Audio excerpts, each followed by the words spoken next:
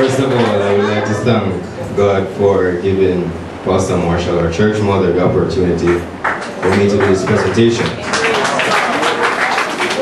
I will be presenting on the strength of a mother.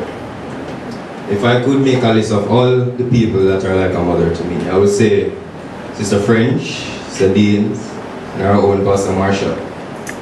But who or whom is a mother? The scripture 1 Kings 17, 2-16 tells us about a mother's obedience and faith towards God and their son. Verse 9 clearly states, God presenting a woman to sustain thee, for there had been no rain in the land, and the brook dried up. Then verse 10 goes on to say, he called the widow woman, fetch me, I pray, a little water in a vessel that I may drink. How many times my mom only had her last, and she said, why so much you want? I said, I said, I don't want much still. If I have a little bag juice or something, I don't want much. Just give me anything you have. And in these days, you hear the terms, my mother did this, my mother did that. You hear them attending PTA meetings. And 65% of the fathers in today's society are not playing much of a role anymore.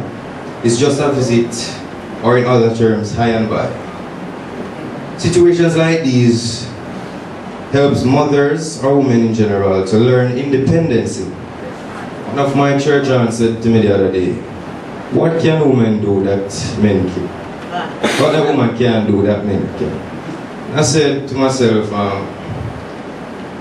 boy, I don't know, you know. She said, even if you have an answer, we can do it better anyways. But I have come to realize that a mother's work is never done. Because even when you turn big man, you left the house. You still have to call and check up on you. Yeah, sometimes you're not going to like it, but you say go. She have to work for you. She bring in other work. She can't take you over. Using the analogy of Proverbs, verse 10-31. Being a mother is no easy task, but a mother's strength is for the greater than anything. Her strength alone separates her from any ordinary woman, because in her, the boldness of Hester meets the woman, closeness of Ruth. The hospitality of Lydia is in line with the submission of Mary, which is engulfed by the tears of a praying mother Anna. A mother, a strong, courageous mother, is one drenched in Proverbs 31. My grandmother, who I classify as my mom, who raised me and grew me, showed me an undying love. And anytime things felt hard to bear, she sang the song, I must have the Savior with me, for I dare not walk alone. We just passed the house and years to get it. I even remember the very times I had to stay humble because all she offered was all she had. And I grew in her love and nature through God Himself shining through her. Some people don't have a mother and cry, and some have mother and she miserable and you say, why? Can't mother don't want, she can't just, so miserable man. But many people have a mother, so you better appreciate her and love her the same way. So, a lot of times I would argue with my mother, but I rather play dumb to her behavior. Sometimes people would pass and say, how she in that talk? Because I look like you didn't even know, you didn't even have a point. My mom would have rough times and found it hard to bear. And I said, Mommy, come on. Remember what the scripture said. If God is for us, then who shall be against us? My grandmother grew me in the church from around 3 years old. And I sat up until now that I can play and even do it better than I learned. Our mother is blessed. Yes. Hallelujah. Psalm 46 verse 5 says, God is within her, and she will not fall. And I know this is true because of many of you may know my grandmother fell ill a while back. And I cried the evening I caught her laying on the bed. I lifted her head and said, Mommy, do not leave me. You carry me this far, just wait till you see me pass the verse. And today I stand here bold and brave because of her undying love. And I can declare she has never made me hungry. And I tell people this all the while because many can't say the same. She opens her mouth with wisdom, and the teaching of kindness is on her tongue. Proverbs 31, verse 26. I just want to wish again all the mothers in the house a happy Mother's Day. Just relax and let us give you a wonderful day. Happy Mother's Day again to you, Grandma. I love you.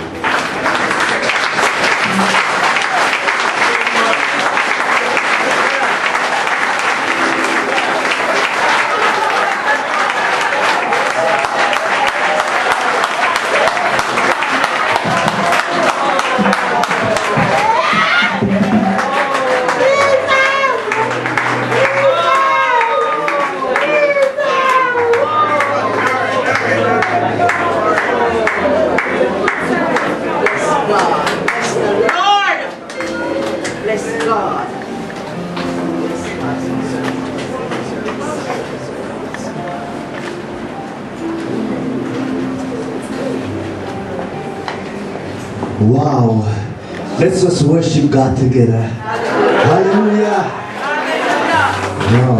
Wow. Indeed a blessing. Hallelujah. Now I invite the young men's speech choral to come to us and minister. Wow.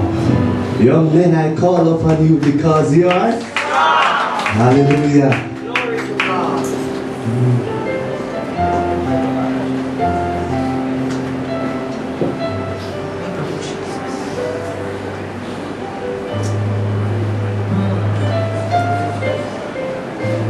Bless them, Lord. Bless them. Bless them, Jesus.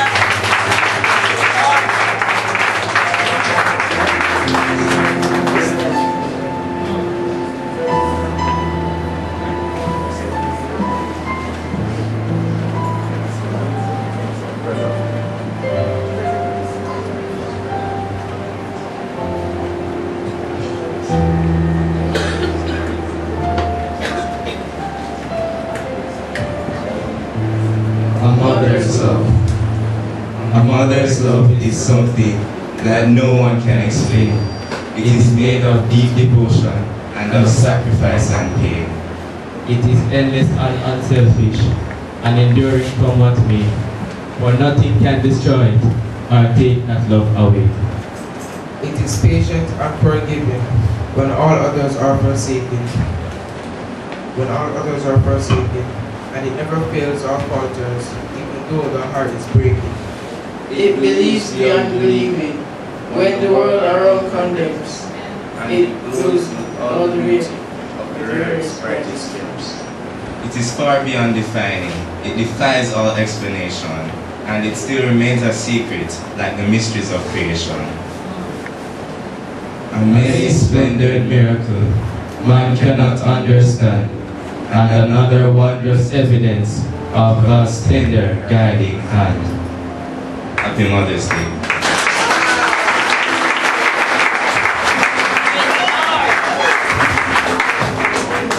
Bless God. Let's give the round of applause, please.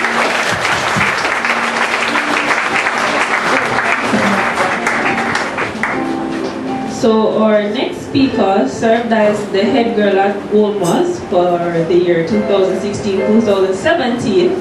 She is the last child of Mr. and Mrs. Christian. She's a youth speaker of our church, and she would love to become a doctor in the very, very near future.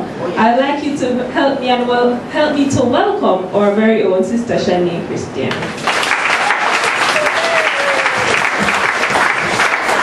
And her mommy, of course.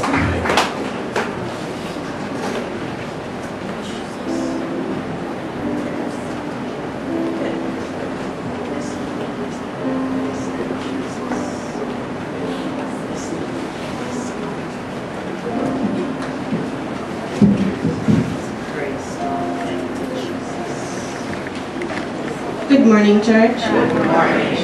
I want to wish all the mothers, whether biologically or by adoption or by association, happy Mother's Day. So my focal scripture will be 2 Kings 4 verses 8 to 37.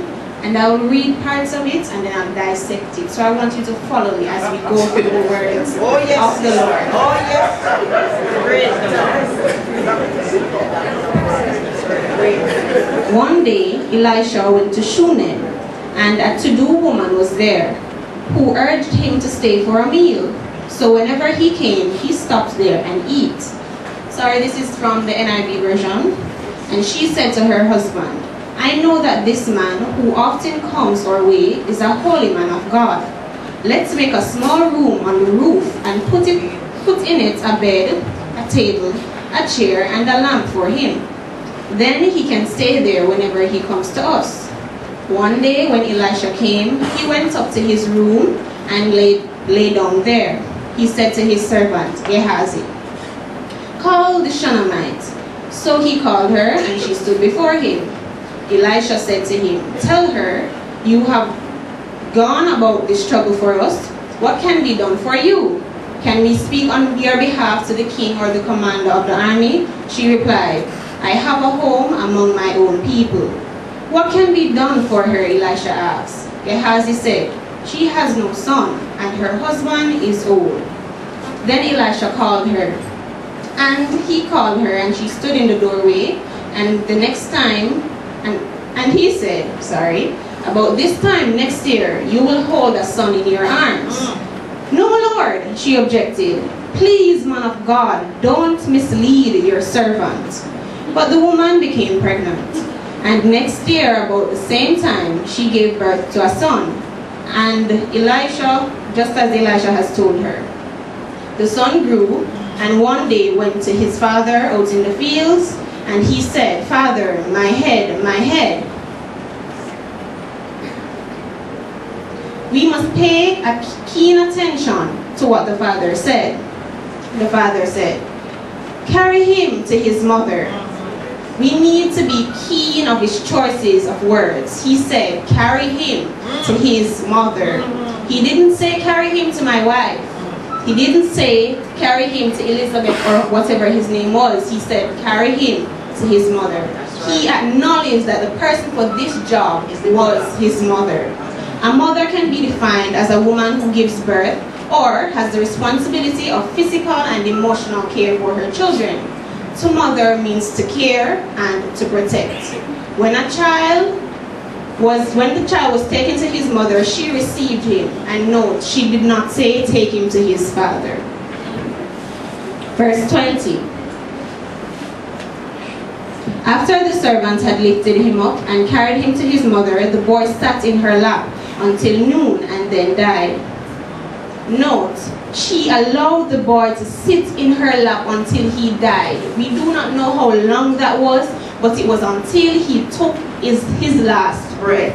She cradled him, her son, in her arms until he died. Verse 21. She went up and laid him on the bed of the man of God and shut the door and went out.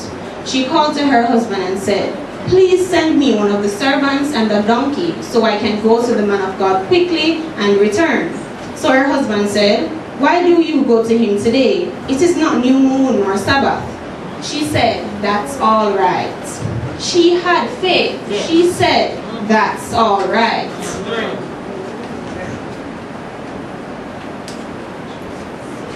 She saddled the donkey and told her servant, lead on. Do not slow down for me unless I tell you to. So she set out and came to the man of God at Mount Carmel. When he saw her in the distance, the man of God said to his servant Gehazi, look, there is the Shunammite. Run to her and ask her, are you all right? Is your husband all right? Is your child all right? Everything is all right, she said. Yet again she had faith. When she reached the man of God at the mountain, she took hold of his feet. Gehazi came over to push her, but the man of God said, leave her alone. There is bitter distress, but God has hidden it from me and has not told me why. Did I ask you for a son, my Lord, she asked. I didn't tell you. Didn't I tell you not to raise my hopes? Elisha said to Gehazi, tuck your cloak in your belt, take my staff in your hand, run, greet no one, and laid the staff on the boy's face. But the mother said, "Surely as the Lord lives, and as you live, I will not leave you." So he got up and he followed her. Gehazi went on ahead and laid the staff on the boy's head, but nothing happened. When Gehazi went back to meet Elijah, he told him, "The boy has not awakened." Elisha reached the house where the boy was laying dead on the couch.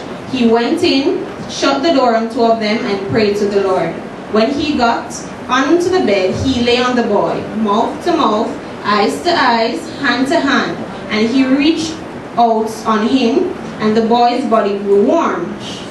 Elisha turned away and walked back and forth in the room and went on the bed and stretched out on him once more. The boy sneezed 7 times and opened his eyes.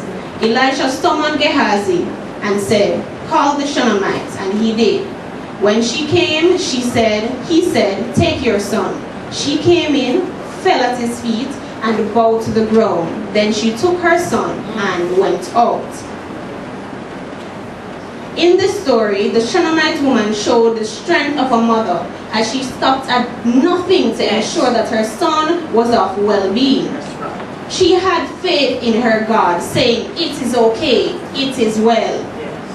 She held her son in her arms until he died. She rode on a donkey to find Elijah to help her son and did not leave until he agreed to come with her. She displayed a form of love, the love triggered by maternal instinct.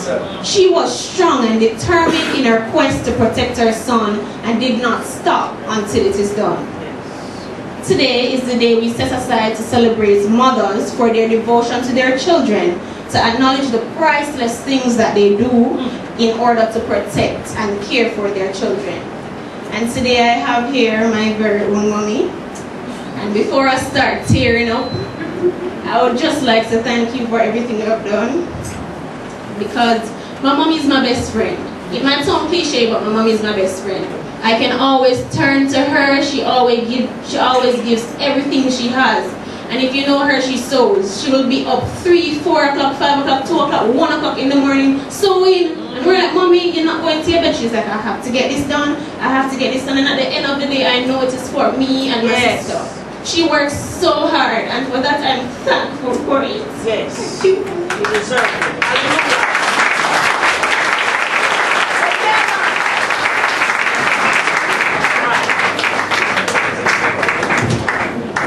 Praise God.